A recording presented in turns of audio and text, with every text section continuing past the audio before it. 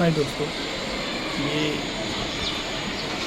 Parrot है या कॉनकॉर में ये मुझे पता नहीं था। आई यूज्ड टू थिंक कि ये पैरट है, पैरट का बच्चा है। But then I research it और पता चला कि ये कॉनकॉर है। ये मेरे बालकनी में उड़कर आया था। व्हाट आई डिड वाज, मैंने उसको फीड किया है सनफ्लावर सीड्स, जो बाकी सारे पैरट्स आते हैं उसके जैसे। और भी कोई पक्षी आती है मैं उनको भी फीड करता हूँ। मैं कोशिश किया कि मैं उसे भी फीड करूँ। तो बहुत प्यारा पैरट था या कॉन्कर को। एंड सी कितना एक्टिव है, बहुत मिस्चीवियस था। आई विश ये यहीं रहता, बट ये शाम के वक्त उड़कर चला गया।